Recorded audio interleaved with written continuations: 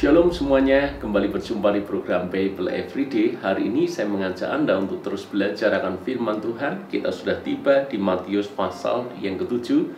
Dan ada beberapa perikop di sini yang tertulis di pasal ke-7. Namun kita hanya akan belajar di perikop yang pertama, yaitu hal menghakimi. Kita sangat sering mendengar kata menghakimi. Bahkan kita seringkali mendengar orang berkata, jangan menghakimi. Apakah benar kita tidak boleh menghakimi? Karena di dalam Alkitab, sebut saja Paulus, dia juga menghakimi jemaat yang berbuat salah.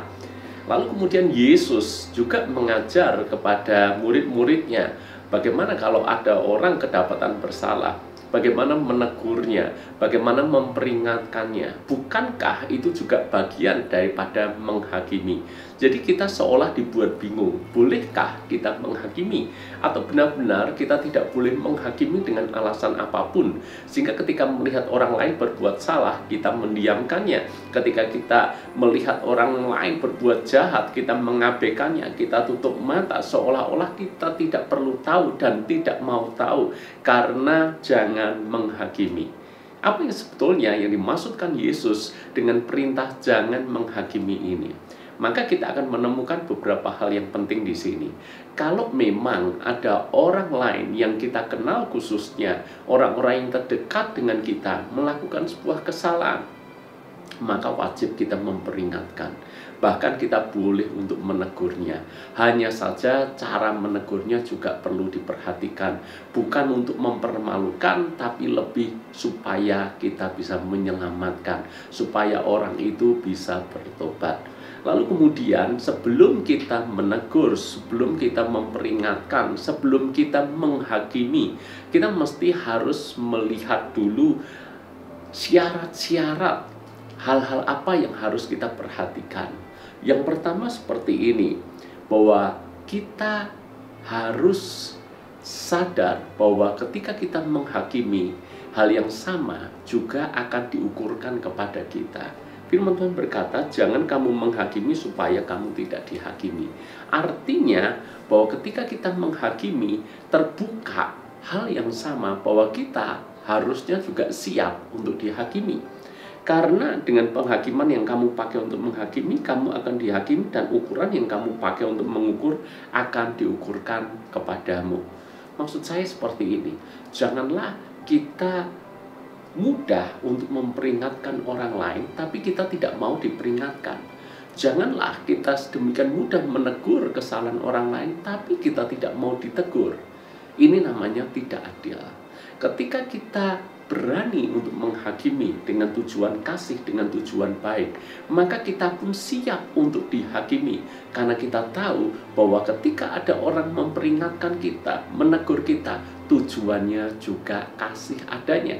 Tujuannya untuk membangun hidup kita menjadi lebih baik. Tujuannya adalah supaya kita saling mengingatkan satu sama lain. Tujuannya adalah kita saling menegur seandainya ada di antara kita melakukan kesalahan. Jadi syarat yang pertama ketika kita menghakimi, kita pun harus bersedia dihakimi. Kita harus bersedia dikoreksi.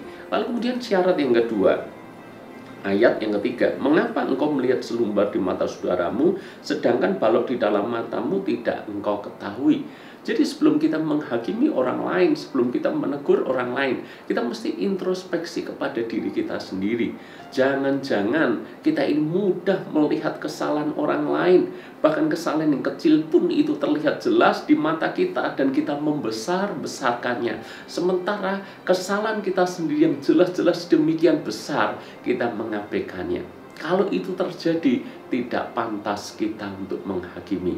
Jadi sebelum kita menghakimi, mari introspeksi diri kita lebih dulu. Jangan sampai kita melihat selumbar di mata saudara kita, padahal ada balok yang sedemikian besar menutupi mata kita. Lalu kemudian yang ketiga, hei orang munafik, keluarkanlah dahulu balok dari matamu, maka engkau akan melihat dengan jelas untuk mengeluarkan selumbar itu dari mata saudaramu. Yesus mengingatkan orang-orang munafik, kita tidak boleh menghakimi.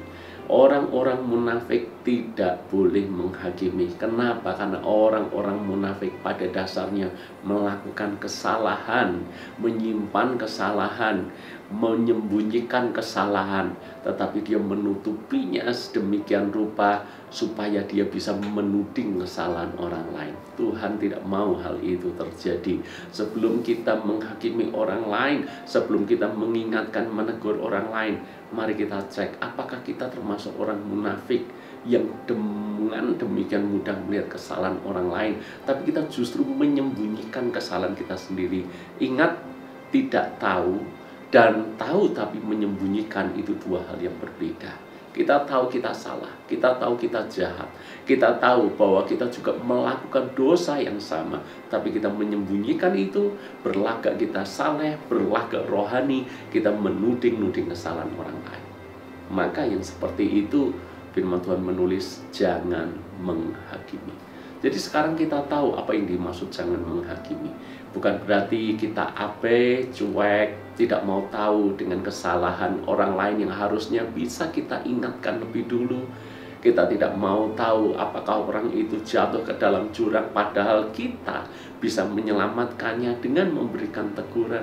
Bukan itu maksudnya. Maksudnya adalah kita wajib mengingatkan, kita wajib menegur.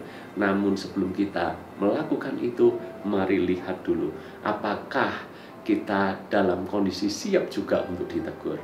Apakah kita memang sudah introspeksi diri? Apakah kita bukan bagian daripada kelompok orang-orang munafik yang menyembunyikan kesalahan? Saya rasa kita semuanya paham sekarang apa yang dimaksud jangan menghakimi. Tuhan berkati.